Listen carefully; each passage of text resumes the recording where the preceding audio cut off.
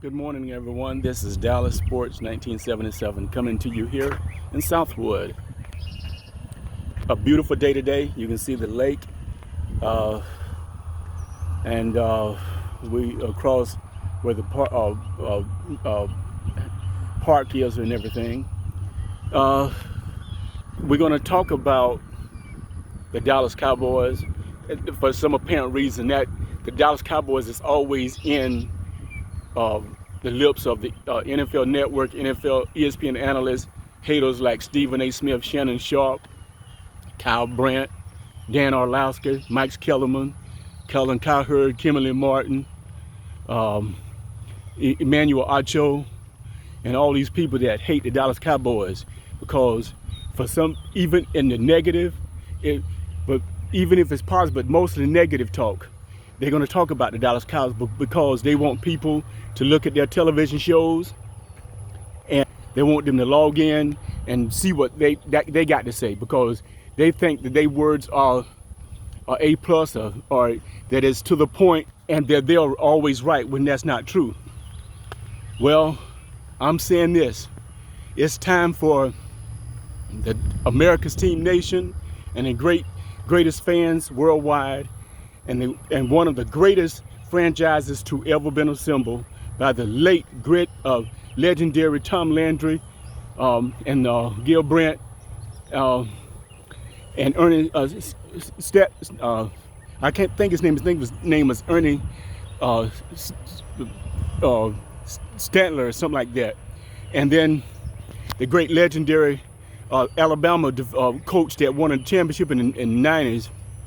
He was the defensive coordinator for the Doomsday Defense. Well, those eras was something special. Other day last week, I was looking at a video of the 1966 Dallas Cowboy team. And in the article, what I was reading about, which is the greatest Dallas Cowboy team, how many wins in a season, what they did, what they accomplished, and how great they were. ESPN analysts and these media people has the 93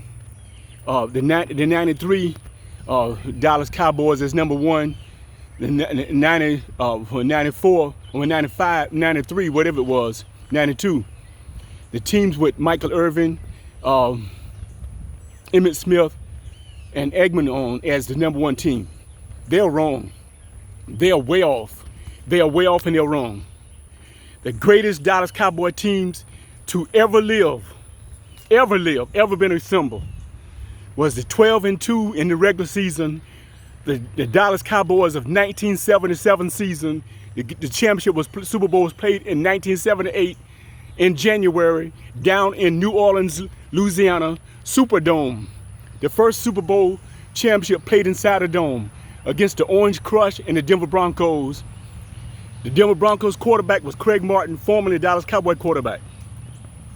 If you look at your research, you do that him and Roger Staubach went at it back in the 71 seasons, 72 season, 73 seasons, somewhere around in there.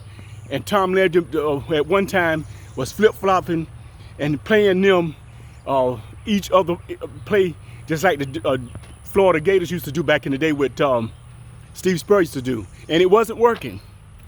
Well, fast forward to greatness.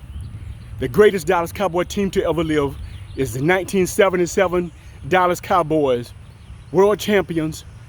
One regular season loss against the St. Louis Cardinals and another regular season loss against the Pittsburgh Steelers at Pittsburgh when the great legendary Tony Dorsett ran all over Pittsburgh in that game, and Dallas should have won both.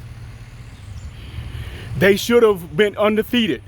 But they finished the year with 3 playoff wins. They crushed Minnesota, beat Chicago, and beat Denver in the Super Bowl. And played Denver in the regular season and beat them in the regular season. It was the first time in history where 2 teams met in the regular season and turned around and met in the championship.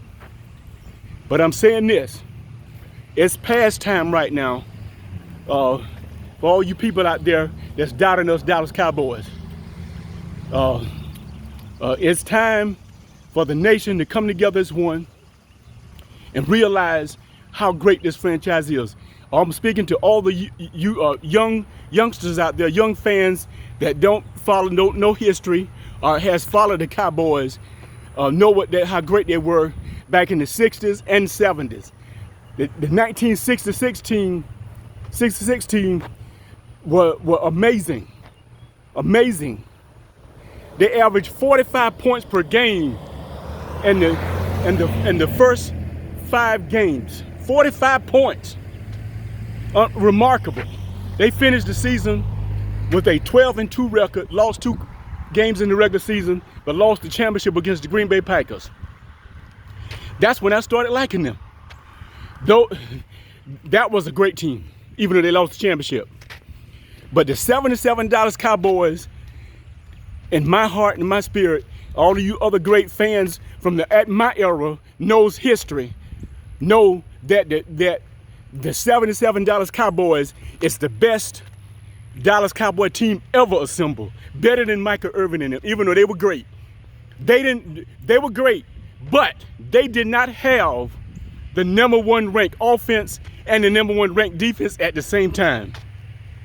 The 1977 Dallas Cowboys had the great Harvey Martin, 23 sacks on the season, more than Michael Strahan before they start counting. He was the defensive MVP of this season of that year, and co-MVPs with the great Randy White Manster in Super Bowl 12 down in New Orleans. Co-MVPs and regular season defensive player of the year. The team had 49 sacks on the season. Remarkable.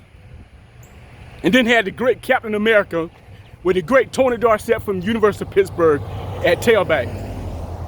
Unbelievable. Fantastic. And we had not one great wide receiver. We had 3 great wide receivers.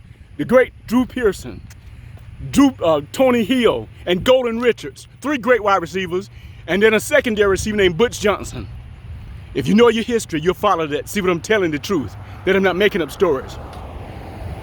I'm saying this. All you great fans out there that loves history and want to know what the Dallas Cowboys came from. The Dallas Cowboys came from nothing to be something special. They came from greatness. And one thing about being great is realizing what you came from to be special. The Dallas Cowboys is fantastic, a great franchise, the greatest, one of the greatest to ever been assembled. Our great legendary coach was a great man of God. Used to be on Billy Graham Crusade. Talk about the Lord. He used to implement Christ in his teachings and his practices at practice. When the players saw him one time crying in his room, his locker room, saw him crying, they decided, well, we thought this coach didn't care nothing about us, but this man really loved us. Yes, he did. Tom Landry was that great of a man. And when the players saw him crying, this man really loved us. This man really loved us because he put his whole heart in it. And when you put your whole heart in something, there's something great come from it. And as a Dallas Cowboy fan, I'm going to always be a Dallas Cowboy. I don't care what it looked like, where it's come from. Yes, I know we haven't won a world championship in 27 years. Forget all that. I don't care about that. I'm concerned about greatness. This team is about greatness. And if you youngsters out there, and I'm speaking to the players and coaches, if y'all not going in this season with your heart and mind focused on winning a world championship, being great at everything, being great at practice, being great at precision, being great at game planning, being great at simple, small parts in teaching, fundamentals, greatness. The Dallas Cowboys is about greatness. And it is. I know there's a lot of haters out there, like the Philadelphia Eagles, the New York Giants, the 49ers, the Los Angeles Rams, Minnesota Vikings. All those teams are our haters, and they hate us because they're our rivals, because they have to look up to us, because the Dallas Cowboys got great history. Great history. Even this year alone, we done lost some great ones, like Rayfield Wright, Dan Reeves. We done lost Don Perkins. All these great legendary Dallas Cowboy greats that's gone. But the Dallas Cowboys has produced special greatness. We have produced some of the greatest people, players, coaches to ever been assembled on God's green earth. About greatness. The Dallas Cowboys is about greatness. And I'm saying this, and I'm speaking to all the young fans that don't believe me. Think that I'm just some old man just babbling on, reminiscing about my great Dallas Cowboys. Yes, I'm reminiscing. Because in order for us to get something, we need to do something. The Dallas Cowboys coaching staff needs to resemble how the Los Angeles Rams went out and made trades and everything. When they got the great Jalen Ramsey from Jacksonville, formerly used to play for Florida State Seminoles, a great safety, which he was here in Tallahassee.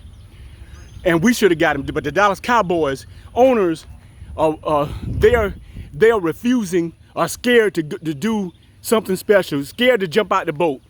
The sea is full of blessings. We like a big giant ship out in the ocean, and we floating, and we trying to find some strength. We scared to jump out the boat. We scared to jump out, go on the plank and jump out in the deep and do something great. The Dallas Cowboys is like that. The front office people are like that. They are scared to jump out and do something. This franchise is about greatness, and always will be. I'm saying this, that it starts with greatness. And I'm always be a Dallas Cowboy. And I want to say blessings and love to everyone in America, in the United States, everywhere in the world. If you're in Canada, UK, Great Britain, Australia, Mexico, Canada, wherever you are, South America, Central America, wherever you're located in this world, Japan, China, Hong Kong, wherever you're located at, blessings of God to everyone and kindness.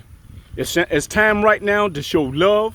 It's time to show show kindness, love, and forgiveness. Thank you.